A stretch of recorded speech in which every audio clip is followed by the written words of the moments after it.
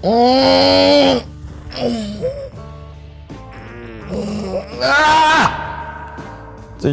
Agustus hari ini ya. 17 Agustus 1945 Indonesia merdeka.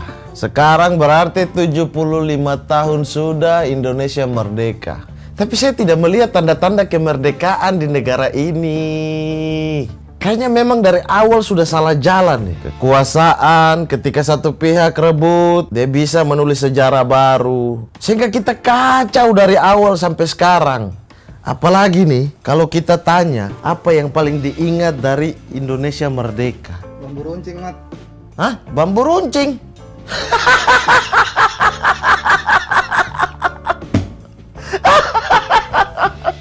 Ini nih, ini doktrin yang dari dulu sekali sudah kita tulis. Indonesia berhasil mengusir penjajah dengan bambu runcing saja.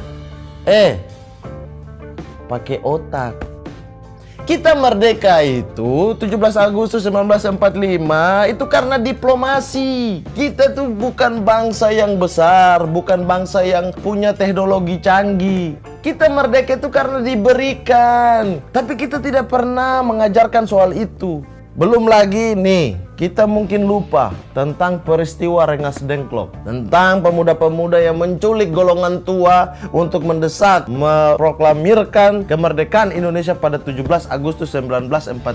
Memang dari dulu tua-tua ini memang harus diculik sama yang muda-muda, baru bisa kita merdeka. Tapi kita selalu dibilang bambu runcing, bambu runcing. Aduh.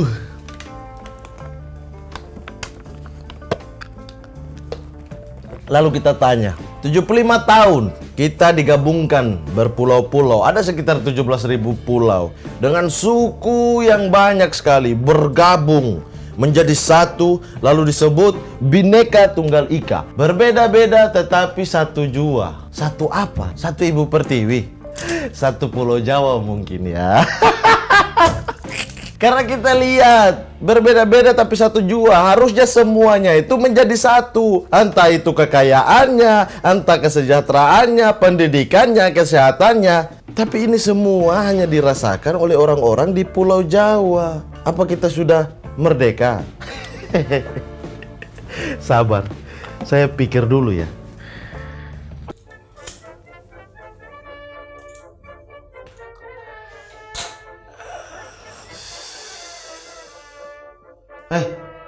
Ngapain kau ikut ke dalam sini? Kan gua kameramen lu. Iya. Oke, kita lanjutkan.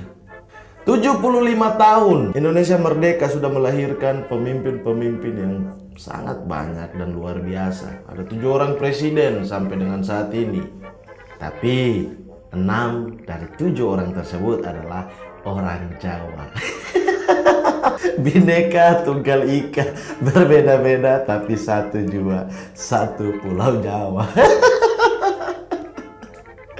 Kita memulai perjalanan Indonesia dengan dipimpin oleh Soekarno. Soekarno bersama Hatta, walaupun keduanya berbeda pemikiran, kadang-kadang berbeda konsep, kadang-kadang berbeda pandangan, tetapi mereka dua tetap akur ketika memikirkan nasib bangsa ini. Mereka menyatukan semua pulau-pulau dalam bingkai Indonesia. Walaupun Soekarno dan Hatta berbeda dalam pandangan masalah Papua saat itu.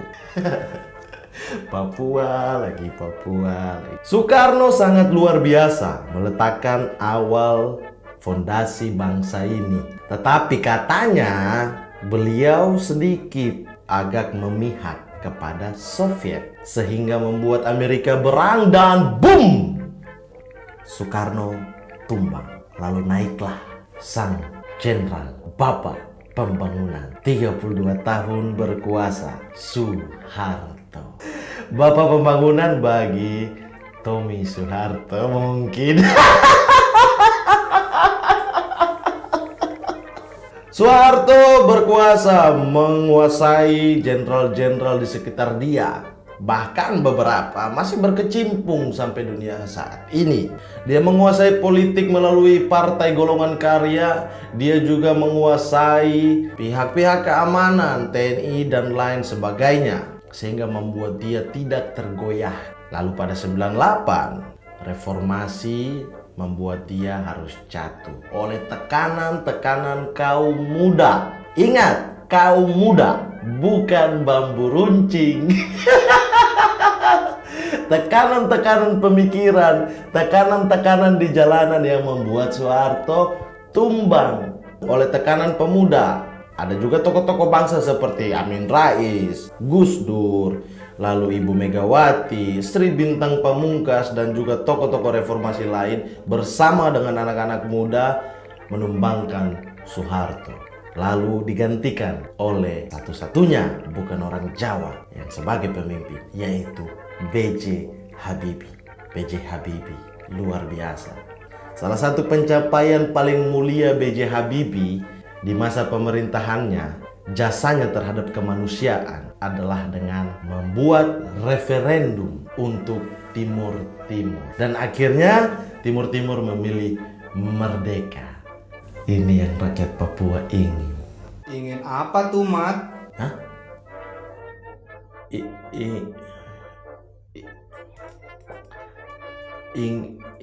Ingin tidak usah tanya-tanya begitu.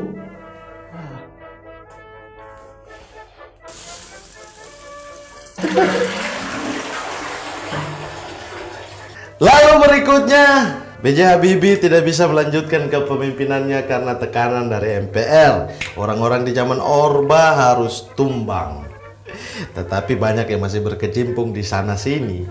Lalu naiklah melalui pemilihan MPR dan dibantu oleh Bapak Amin Rais yang membuat poros baru di MPR. Lalu muncullah nama almarhum Bapak Abdurrahman Wahid yang menjadi presiden kita. Sebagai orang Papua, saya respect.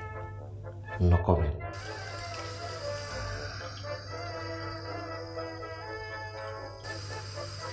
Setelah itu, kurang dari 2 tahun Gus Dur memimpin. Dia harus jatuh.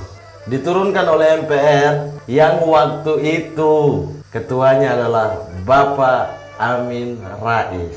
Mereka menurunkan Gus Dur lalu mengangkatlah Ibu Megawati. Katanya nih, Ibu Megawati bisa naik karena dibantu oleh Bapak Amin Rais untuk meleserkan Gus Dur dan menaikkan Ibu Mega.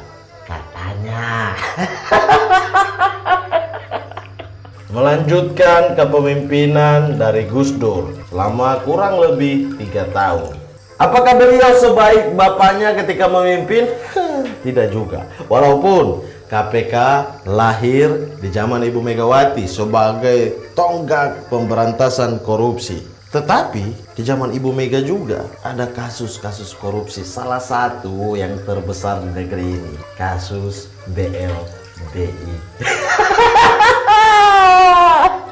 Tapi yang luar biasa dari Ibu Megawati Soekarno Putri, menurut kata-kata mutiara dari beberapa orang cerdas, bahwa pemimpin yang hebat adalah bukan pemimpin yang mempertahankan kekuasaannya, tapi mampu melahirkan pemimpin-pemimpin baru. Nah, disitulah hebatnya Ibu Mega. Dia mampu melahirkan pemimpin-pemimpin baru karena beliau melahirkan Puan Maharani sebagai saat ini Ketua DPR RI wanita pertama di Indonesia. Luar biasa. Tapi katanya nih, Puan juga akan diduetkan dengan Prabowo. Wow. Kakek, mama, anak.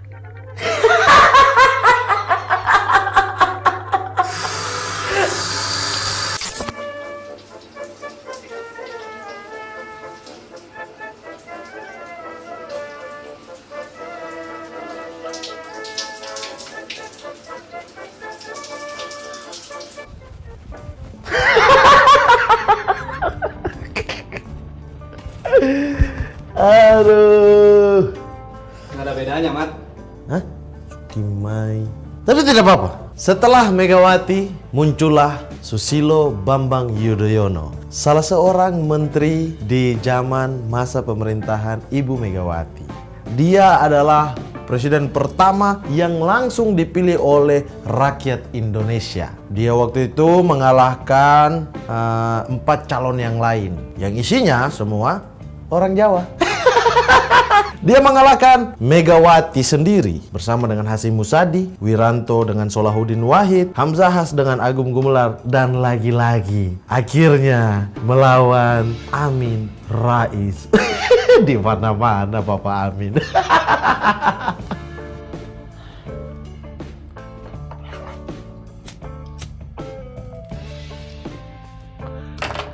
Di masa pemerintahan pertama SBY ya cukup stabil negara ini, walaupun banyak kasus-kasus korupsi di mana-mana. Tapi khusus untuk Papua sama saja, tentara terus bertambah di sana.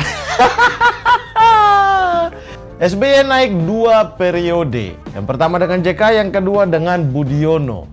Budiono, kemana ya sekarang beliau?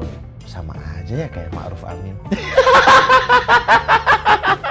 Selama 2 periode pemerintahannya, banyak kasus-kasus terjadi, Hambalang, Cicak versus Buaya, banyaklah pokoknya. Tapi ada satu prestasi SBY yang sampai sekarang kita merasakannya, yaitu menciptakan AHY sebagai pelanjut tahta Demokrat.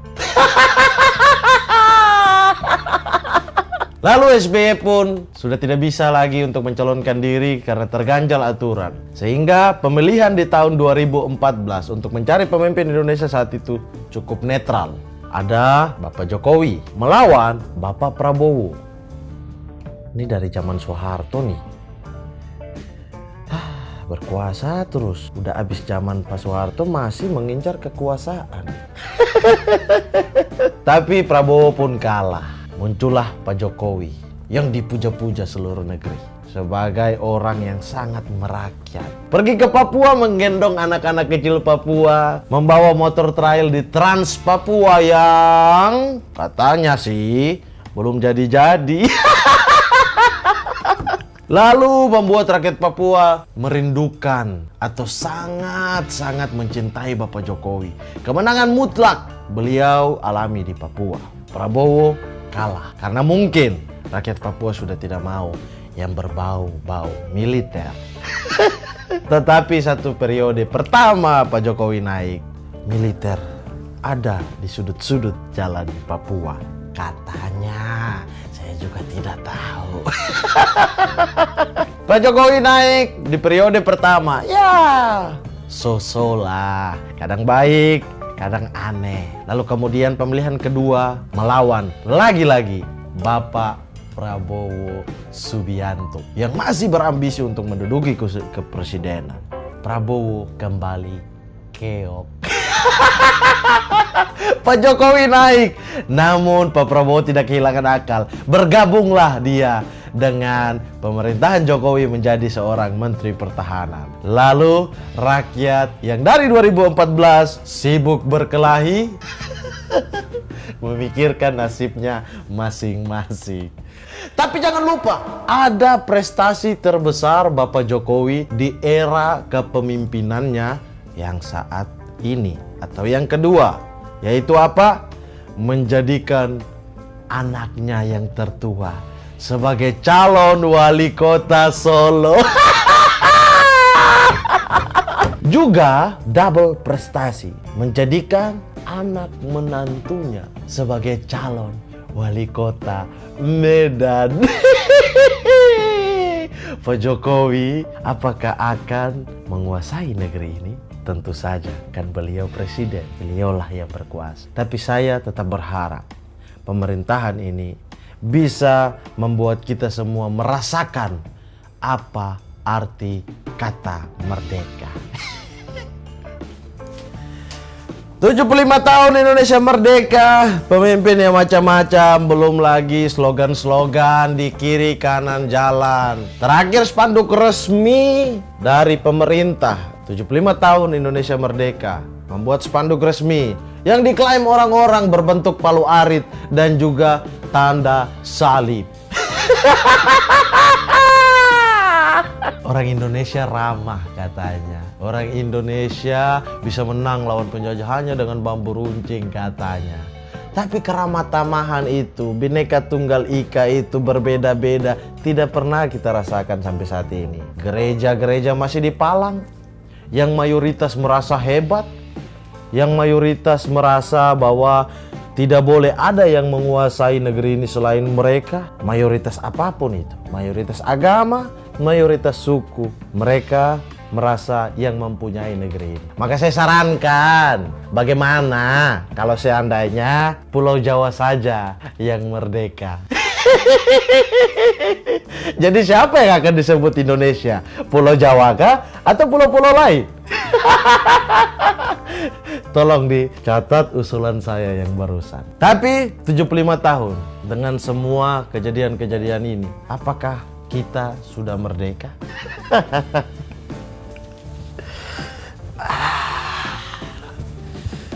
Merdeka! Tapi kan saya orang Papua, teriak merdeka aman gak ya? Kan di negeri ini yang boleh teriak merdeka hanya ketua partai dan juga anak presiden yang mau calon. Merdeka! Merdeka! Sekali lagi merdeka! Merdeka!